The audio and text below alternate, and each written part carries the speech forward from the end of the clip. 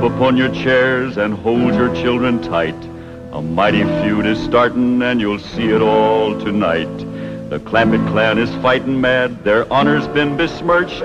Sweet Ella Mae's been courted, but the darling ain't been churched.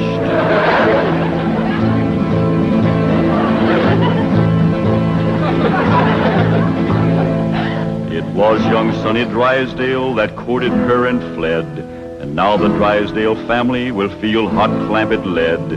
'Cause stranger, you don't trifle with a hillman's daughter fair, or you will face his rifle and he'll deeply part your hair.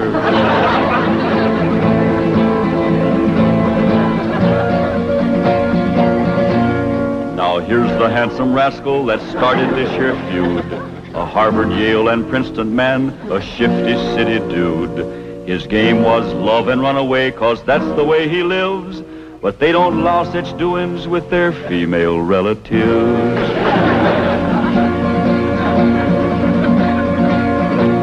So now they're on their way next door, loaded up for bear.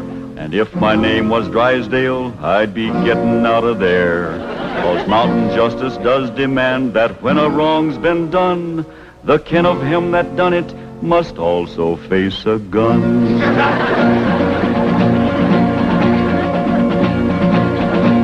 Now Sonny noticed Ellie Mae beside the swimming pool, and when he seen her figure, he lost his yen for school. He wrapped himself up in a towel and played upon his lyre, and while he twanged, the songs he sang did set her heart afire.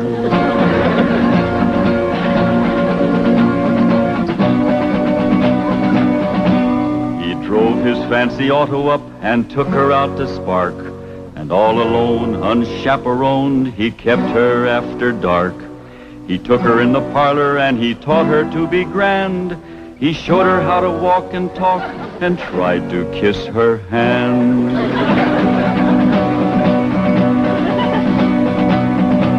He took her to his private room to see his loving cup, and a man that wins a prize for that ain't on the up and up. He wooed her with a tango and a rose betwixt his teeth, a smiling on the outside, but a leering underneath.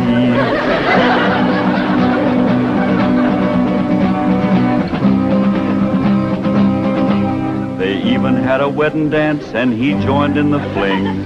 He brought along his dancing shoes, but didn't bring no ring. The Clampetts was a-planning for a wedding in the Vale, but they was duped. He flew the coop and went running back to Yale.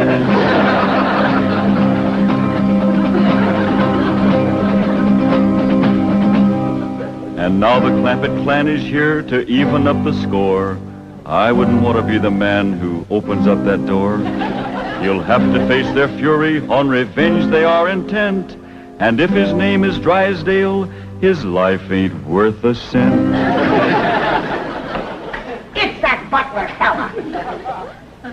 When will you Clampetts learn there are no possums to hunt in Beverly Hills? Ain't possums we's after, it's Drysdale. Well, they're not at home. Mrs. Drysdale returned to Boston with Sonny, and Mr. Drysdale's at the bank. Let's shoot him. There ain't gonna be no shooting unless it's talk first. When will Mr. Drysdale be home? Not until late this evening. That's talk enough. Let's go to shoot. Now, Granny, you can't shoot an unarmed man. That's right. I lost my head. Here. Now, when death row counts 3, we go at it. 1, 2. Now, hold on. Mr. Butler here ain't done us no wrong. He's one of their clan. I said there ain't gonna be no shooting unless it's talk first. I'll speak to Mr. Drysdale. Thank you kindly, Mr. Butler. Yes. Thank you very kindly, Mr. Butler. Why didn't you ask him to dance with you? I was ashamed of you in front of these young'uns. That any way to learn them feuding? It takes my family to know how to feud. Why, we drove the Botkins clean out of Napoleon, Tennessee, chased them off, burnt their shack, and shoveled their footsteps off the path. Hot diggity dog. That's what I call feuding. I'm sure proud to come from a family like yours, Granny. That's the Moses family.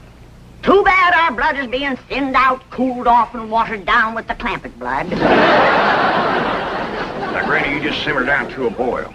I'll see the right thing is done by my daughter. Jethro, you drive me down to the bank. Drysdale and me'll have a man-to-man talk. Ain't you about a man and a half short?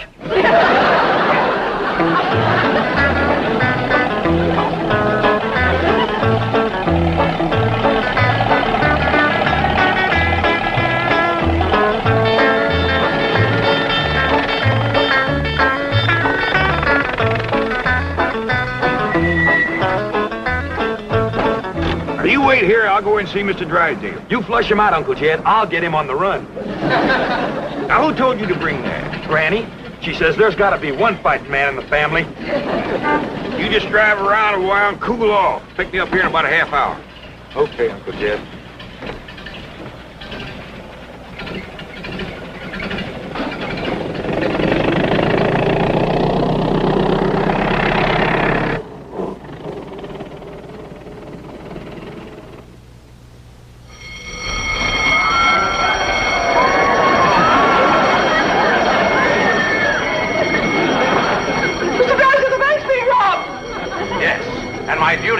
Where are you going? As president of this bank, there's only one place for me at a time like this, my bulletproof closet.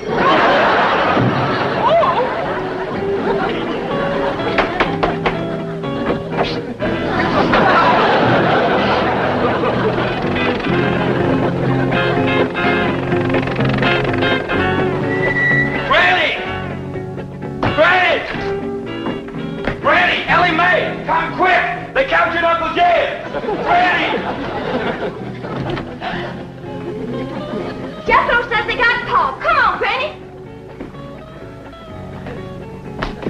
The Drysdales got Uncle Jed.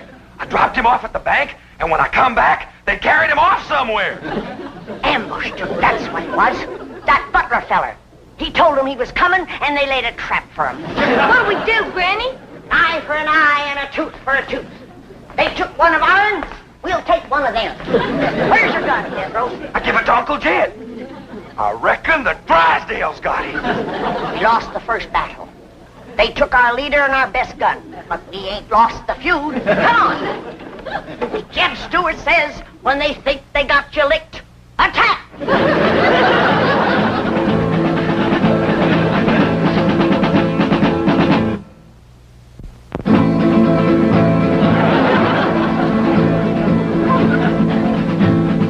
Now the feud is growing hot, the Clampetts lost a man. Their leader now is Granny from the Fightin' Moses clan. Granny learned her feudin' while a child on mother's knee, when the Moses drove the Botkins from Napoleon, Tennessee.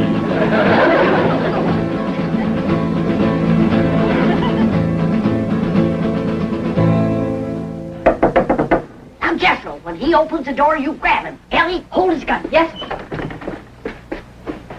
Okay, Granny, let's go. Cut me down. Put her down, Jethro. We don't want her. Who don't? We don't. What's going on? There's a feud going on. You know something, Ellie? Feuding's fun. Jethro, put her down. They got one of our men folks. We're going to take one of their men folks. How about we take her along as kind of an extra? No, not unless they captured one of our women folks. Ellie Mae, you go in there and surrender. I ain't gonna do it. Jethro, put her down. How about I towed her as far as home and then let her escape? A little at a time. Wait, what's the meaning of this? He's the one we want. You towed him, Ellie. My arms is full. Jethro, put her down before I take you to the woodshed. You look awful busy, Granny. Maybe I should go to the woodshed and wait for you. I think I'd better call the police. Stop in your tracks while you're able to make them. Now you turn around. Walk towards our house. I refuse to take one step. Now, you want to walk or you want to limp? You better run in and telephone the police. Never mind her, Jethro. Shoot the telephone wire.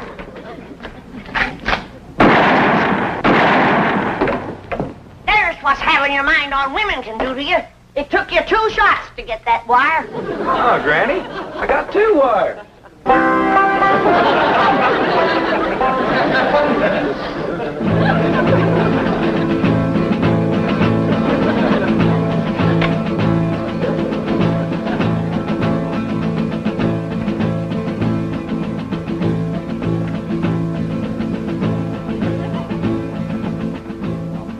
Good work, Lieutenant.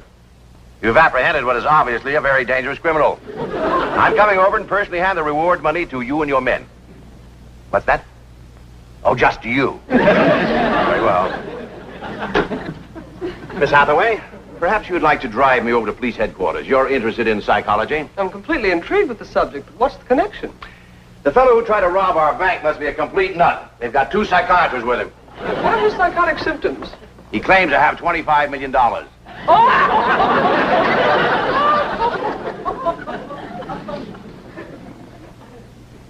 No, it couldn't be.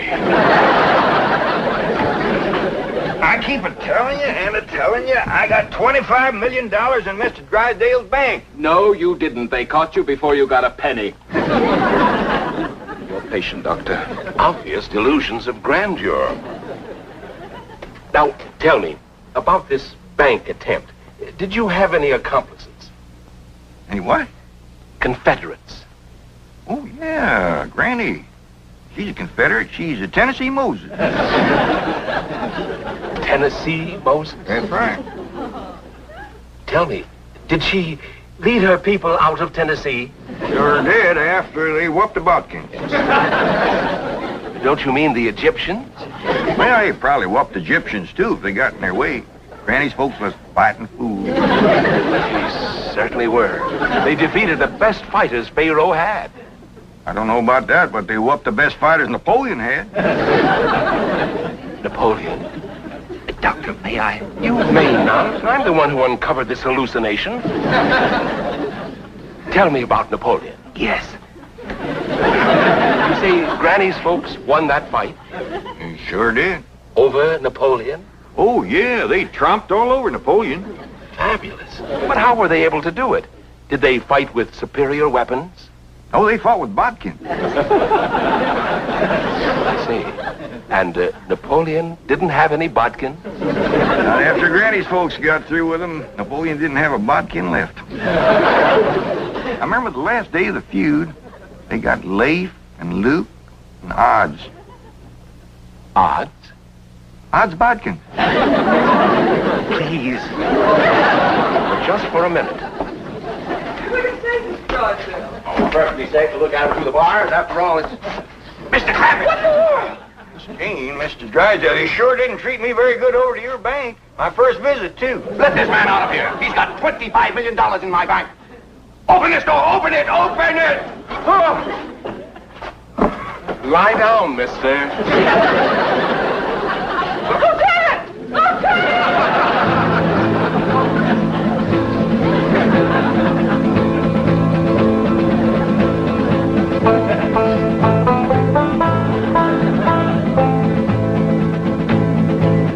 Got the prisoner all tied up, Granny. Good. Can I go back and get the other one now? No, you can't. You keep your mind on your feuding. Close the gates. Yes, ma'am. Throw up the barricade. Yes, ma'am. Good. Here. You walk sentry while I check the lookout. Ellie Mae! Any sign of the enemy yet? Not yet, Granny. All clear. Sound the alarm if you see a Drysdale coming. I will, Granny.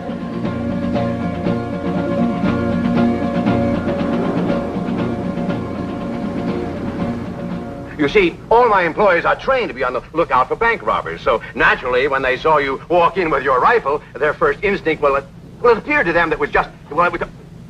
You're not mad, are you, Mr. Clampett? Well, no, not about the bank, but we's all right upset at Sonny for running off and jilting Ellie Mae. Sonny? Jilted Ellie Mae? Well, that's what we'd call it. He sparked her for 2 weeks running. Took her driving, dancing, held her hand, kept her out past dark.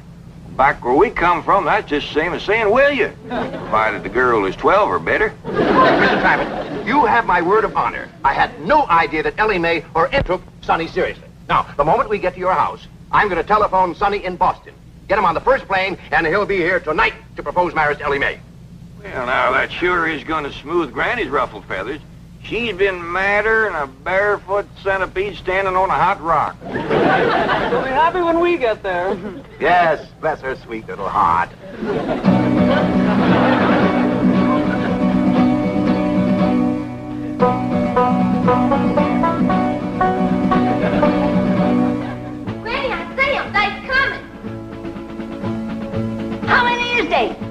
Miss Hathaway and Mr. Drysdale. And they's holding Pa prisoner. Come on now. We'll stop them at the gate or blast them at the barricades. Jethro, they's a-coming. Get ready to do battle.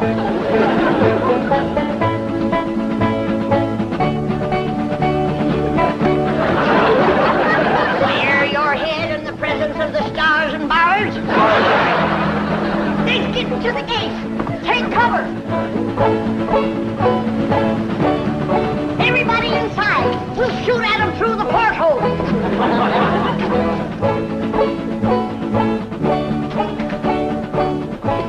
You won't hit Pa, will you, Granny? Don't worry, honey. I can hit a new laid egg out of the nest without budging the hen. I'll get the egg.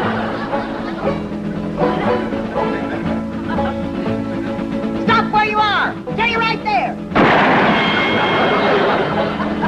Granny, it's me, Mr. Drysdale. I'm coming in. Let's get out of here, fast. That'll learn them Yankees who they're feuding with.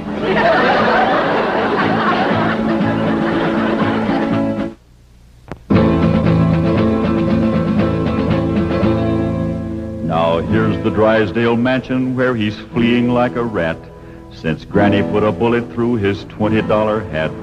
But even here he can't escape the scourge of Tennessee, 'cause she's got Ellie spying from the tip-top of a tree. Granny, they took Pa over to the Drysdale's house. Come on down. We'll go get him.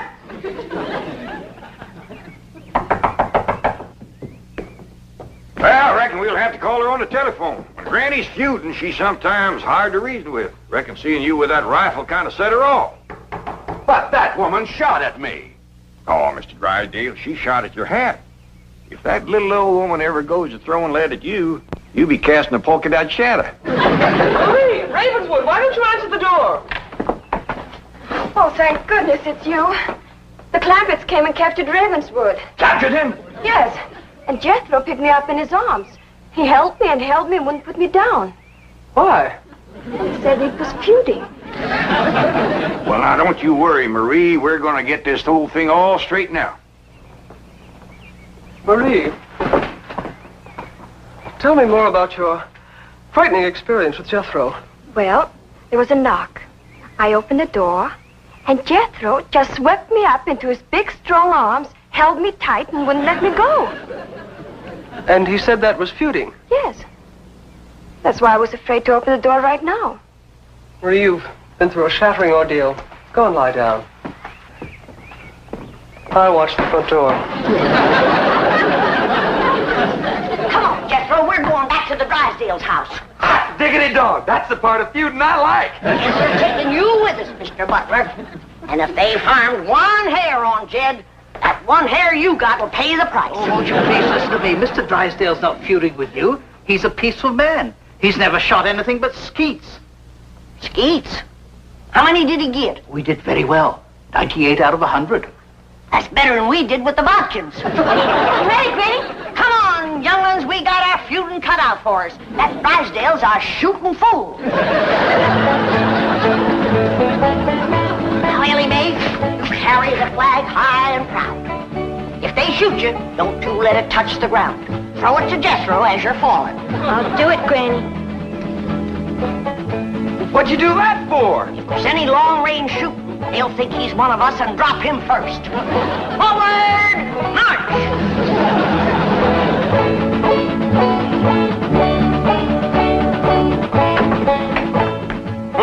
No wonder the phone wouldn't work. Marie said Jethro shot down the wires. Well, we can go next door and use the Miller's phone. Yep. Been cut with a rifle bullet. Kind of ragged, though. Jethro must have been upset. That's bad shooting, to cut those little wires with a rifle? Why, when that boy puts his mind to it, he can pick a gnat off a plate of grits at 500 feet in a heavy fog. I'm the only one that can outshoot him. Except for Granny and Ellie Mae. Well, what skeet shooters you'd make. What skeet? Oh, they're clay pigeons. That's what I shoot. Clay pigeon? Oh, it's wonderful. I love it. Your wife must be a first-rate cook.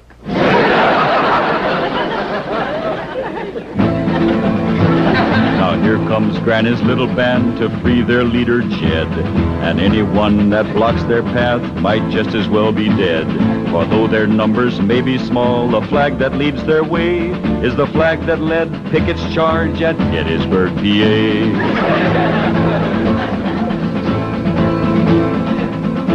Stop for a minute. I got an idea. We'll use Mr. Butler here as a decoy, and we'll surprise him. What you mean, Granny? You knock on the door, and you yell to him inside that it's you. Then we'll rush in and we'll get Jed. And maybe somebody else, too, huh, Granny? You keep your mind on your feuding. Come on.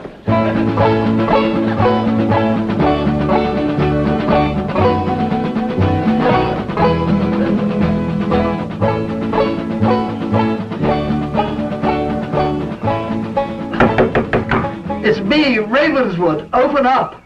Marie! You may open it. Nothing to be afraid of. It's just Ravenswood.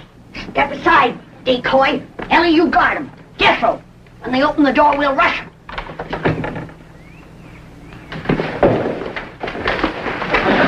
Yeah. Where's Jed? What'd you do with him? Oh. Talk fast. Oh, he's not here. He's next door with Mr. Drysdale. Search the house, Jethro. Jethro! Jethro! Yeah, Granny? Put her down. She's light as a feather. Put her down and go look for your Uncle Jed. Now go search the house. Jethro, you're unfamiliar with the place. I'll show you around. What'd you do that for? A feud is a feud. Granny, here comes Pa and Mr. Drysdale. I'll pick that varmint off like I picked a bodkin off a rail fence. Hey, what in the world are you doing? Guarding the decoy, Pa. Ravenswood, you bossing Yankee, bear your head in the presence of our flag. See our flag? My family came from Tennessee. Mine did too. Jed, I always did like this man. Why, sure, Granny, and he's going to make Sonny do the right thing by Ellie Mae. What does that mean, Pa? Going to make Sonny come back here and marry you. I don't want to marry Sonny. You see, Granny, the whole doggone feud was for nothing. Not altogether, Jed. Why, we might never have known that Mr. Drysdale here was a fine gentleman from Tennessee. Yeah. Tell me, ever hear of the Moses family? Hear of them? Why, my mother's family feuded with them for years. You mean your mother was a bodkin? Mr. Drysdale, don't ask me why. I just commenced a running. You heard him. Run, you yellow bodkin, I'm a Moses.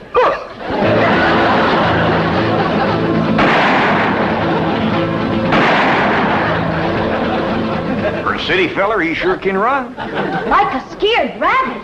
Well, let's go home. Put her down. Oh, listen, Granny. I heard you and Uncle Jed talking about what to get me for Christmas. This here'll save you shopping. Oh, you can't take her home for Christmas. Now put her down.